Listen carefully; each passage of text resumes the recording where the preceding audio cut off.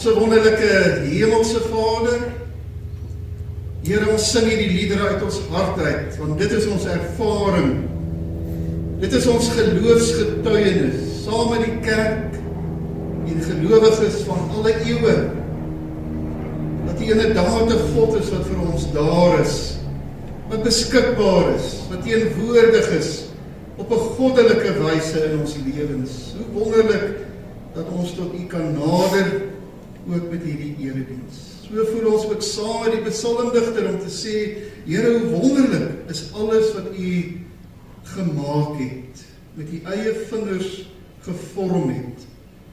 Dankie Here dat ons weet U is goddelik in beheer, ook wanneer seisoene besig is om te wissel, het U bepaal dat dit so sal wees. Here, ons is nou vanoggend U gemeente. Elkeen van ons het gekom met 'n verwagting en met 'n behoefte. Ons wil luister wat dit is wat U deur U Gees ook aan U gemeente wil sê. Daarom vra ons, as ons nou uit die Bybel lees en as ons 'n gedeelte daarvan in die prediking oordink, dat U self sal kom met die wonderlike, heerlike werking van die Gees, die volle waarheid van U woord in ons harte sal seën. Hoor ons gebed, Here, ons vra dit van U in Jesus Christus se naam. Amen.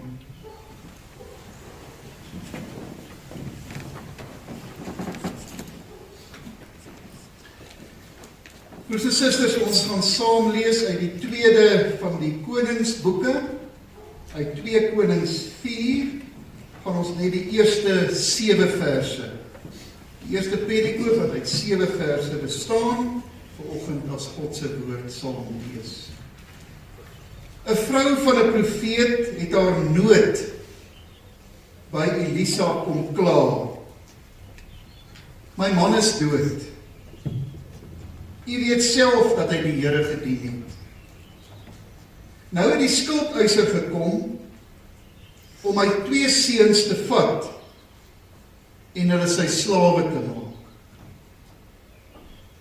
Elisa het vir haar gesê, ek sal jou help. Sê vir my, wat het jy in jou huis? Sy het geantwoord, ek het niks. Ek het niks in die huis nie, behalwe 'n erdekannetjie olie. Hy het toe gesê, gaan leen nou by al jou bure leë kruike en sorg dat jy nie te min leen nie. Dan gaan jy in jou huis in, maak die deur agter jou en jou seuns toe en gooi elkeen van hierdie kruike vol olie. Soos elkeen vol word, moet jy hom wegpak. Sy is van hom al weg. Sy het die deur agter haar en haar seuns toegemaak. Soos hulle die kruike na haar toe aangedraai het sy hulle vol gemaak. Toe die kruike vol was, sê sy vir een van haar seuns, bring vir my nog 'n kruik. Maar hy het gesê, daar is nie meer 'n kruik oor. Toe daar ook nie meer olie uit die kannetjie gekom nie. Sy het by die man van God aangekom en dit vir hom vertel. Hy het gesê, gaan verkoop die olie en betaal jou skuld. Jy en jou seuns kan dan leef van wat oorbly. Broers en susters, kom ons lees hierdie verhaal uit die tweede van die koningsboeke, vanoggend as God se ewige en onfeilbare woord. Ons gaan nou 'n lied voor die prediking sing. Kom ons sing 'n vonklied, vonk 341. Dit is 'n baie besondere lied. Dit is 'n lied wat in 2017 het ons die 500-jarige herdenking van die hervorming van Martin Luther het ons in ons kerk herdenk. En met die oog daarop het een van ons predikante, Dominee Johannes van der Merwe van Pretoria Oos, het hy hierdie baie besondere lied gekomponeer oor God se woord, sola scriptura. En die sal ook die melodie herken, want dit is natuurlik op die baie bekende, pragtige melodie van Martin Luther self 'n vaste burg is onze God, daai verskriklike mooi lied, wat Luther self gekomponeer het in 1528. So kom ons sing dan nou hierdie eerste en die 5de strofes van hierdie lied, sola scriptura, met ander woorde net die woord, net God se woord is al waarop ons steun, niks anders as God se woord nie. Kom ons sing die eerste en die 5de strofe saam voor die prediking.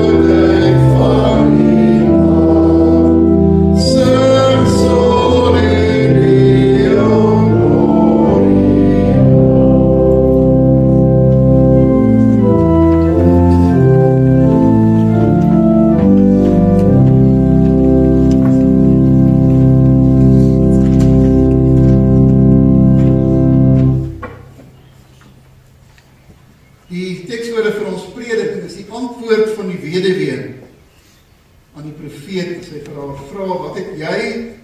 Dan sê sy, ek het niks, behalwe 'n erdekannetjie olie.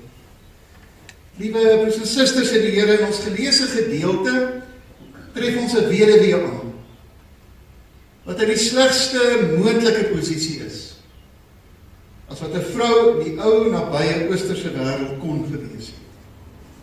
Na die dood van haar man, het sy eintlik net haar 2 seuns gehad, wat enigstens vir haar kon sorg. En sy is op die punt om hulle ook te verloor, as haar skuldeisers hulle wetlike reg uitoefen, om haar seuns as slawe te kom neem. So tref die profeet Elisa haar aan. Sy kom kla by hom, sy stort haar nood en haar angs by hom uit, sy skets in detail haar lewenskrisis, en in haar beskrywing hoor ons hierdie vrou se totale moedeloosheid en nood. En dan kom die wending, die totale ommekeer in haar lot en haar posisie, maar geliefdes, die waarde van hierdie verhaal vir ons lê nie so seer in die feit dat die Here deur sy profeet hierdie vrou help nie, dit lê vir ons in hoe die Here dit doen. Hoe die Here hierdie vrou help. Dit is waarop ons in die prediking vanoggend wil konsentreer. Die eerste, Elisa se vraag is, sê vir my, wat het jy in jou huis? Wat het jy? En sy antwoord, ek het niks. Ek het heeltemal niks. O ja, miskien 'n bietjie olie, ergens in 'n erdekannetjie. Waar begin die Here met hierdie vrou se krisis? Wat is die Here se invalshoek? Wat is sy beginpunt? Hy begin nie met haar praat deur sy profeet oor haar skuldeisers, Hoe vreeslik dit is dat mense so hatig op mekaar kan wees, so min simpatie met mekaar kan hê nie. Hy begin nie met haar praat oor haar skuld, hoe op aarde het sy in 'n posisie gekom, dat sy so diep in die skuld nou is nie, haar hongersnood, of die verskriklikheid van haar man se dood, of hoe hy haar 2 seuns kan help om haar te beskerm. Die Here begin op 'n ander punt, 'n belangrike punt. Hy wys die vrou op dit wat sy tog nog het. En die Here gebruik dit wat sy het, die klein bietjie, die niks beduidende bietjie olie, wat sy bereid is om te gee, die Here gebruik dit wat sy het, om haar te help. Haar reaksie op Elisa se vraag, was die tipiese, die normale reaksie, wat 'n mens van iemand in haar posisie kan verwag. Ek het niks. Dis verby met my. Ek is die planke. Ek is heeltemal in die put. Ek kry niks reg nie, ek het niks, my lewe gaan nêrens heen nie, ek kan niks behoorlik doen nie, alles is verlore vir my. Elisa reageer nie dadelik nie, wag dat sy so 'n bietjie dink, so 'n bietjie dieper kyk, en onthou dat sy daarom nog die olie het. Gemeente, hoekom is hierdie verhaal vir u en my so belangrik? Want dit is baie keer ook ons elkeen se lewensverhaal, in 'n mindere of meerdere mate. Dit is baie keer ook ons mismoedigheid. Baie keer kom ons by 'n nulpunt in ons lewe. Ons word platgeslaan deur 'n verskriklike seer. Ons raak baie keer so verstrengel in bekommernisse, dat ons ook voel baie keer om te sê, ek het niks. Ek is niks. Ek kan niks. En ons glo baie keer daardie leuen lewenslang. En dit maak ons passief. Dit keer ons om op te tree. Om 'n verskil te maak. Om weer op te staan. En voluit te gaan leef. Dit is weer tyd dat ons ook gekonfronteer word met die waarheid van God in elkeen van ons se lewe. Hoor wat Paulus in 1 Korintiërs 12 skryf oor gelowiges. Hy sê, aan elkeen van julle afsonderlik word 'n werking van die Gees gegee, tot voordeel van almal. Maar al hierdie dinge is die werk van een en dieselfde Gees, wat aan elkeen afsonderlik 'n gawe uitdeel, soos wat hy dit wil. Die woordjie elkeen is in hierdie 2 skrifgedeeltes baie belangrik. As jy jouself 'n gelowige noem, as jy 'n volgeling van Jesus Christus is, dan kan en mag jy eintlik nooit sê ek het niks nie. Ek is niks nie. Want dit is doodgewoon nie waar nie. Die waarheid is dikwels dat ons nie probeer nie. Dalk is ons bang om te waag. Dan is ons baie keer bang om die eerste tree te gee, omdat dit vir ons onbekend is, en dan glo ons baie keer ek het niks. Ek kan niks. Ek is nêrens heen op pad nie. Of baie keer raak die ek het niks baie funksioneel vir ons. Dit word baie keer 'n veilige sone waar jy nie die uitdagings in jou lewe hoef aan te spreek nie, want jy kan mos nou nie.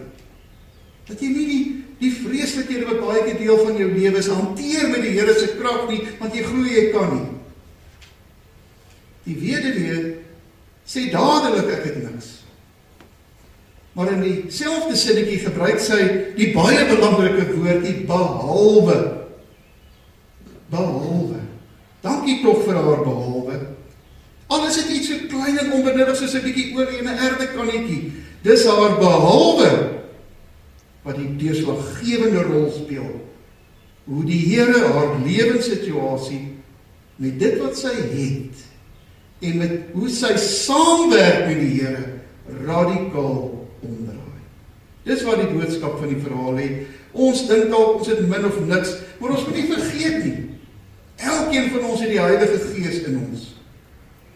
Elkeen van ons het die gawes van die Here in ons. Moet nooit vergeet dat God jou bekwaam maak. Dat God jou krag is nie. Wees net bereid om met die Here saam te werk. Om ook dit wat jy het, vir die Here te gee. Die Here het die geneigtheid om die bietjies van mense baie te maak. God gebruik die bietjie wat jy het. Die Here fokus nooit op wat ons nie het. Die duiwel doen dit graag. Hy herinner ons dat ons hier op aarde rondloop, dat ons niks sal regkry, dat God nie vir ons lief is nie, dat ons nêrens heen gaan nie. Die duiwel doen dit, maar God herinner jou nooit aan wat jy nie het nie. Geliefdes in die Here, ons kan stil raak in ons lewe en bely dat ons baie keer ook maar 'n gesindheid het van ek het niks as ons deur die lewe gaan en dat ons dit moet verander. Jesus preek eendag by die meer van Genesaret. Dit word aand. Daar is 5000 mans en hulle gesinne en hulle is gestrand sonder kos. Jesus sê vir sy disippels, gee julle vir hulle iets om te eet. Die disippels antwoord, Here, ons kan nie. Ons het niks. Hoe gaan ons vir al hierdie mense kos gee? 'n klein seentjie tree na vore en hy sê, behalwe my 5 brode en my 2 visse. Is nie baie in die Here, maar ek gee dit vir u. Gebruik dit. En in die Here se hand word die bietjie genoeg. Die res is geskiedenis. Die Here sê vanoggend vir jou, moenie langer oor jou uitdagings, oor jou probleme, oor jou opdraandes, oor alles wat deel van jou lewe is, dat jy so kan bekommer en verlang baie keer. Moenie sê ek kan nie. Ek is niks. Ek kan niks. Sê eerder, Here, ek het nie baie nie. Ek het min. Maar die bietjie wat ek het, gee ek. Werk saam met my en maak my bietjie ook baie. Mag die Here ons daartoe altyd help. Amen. Kom ons dank saam.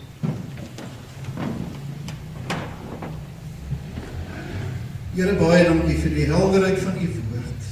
Ons lees hierdie verhaal, dis eeue oud. Die waarheid daarvan gaan nooit verby.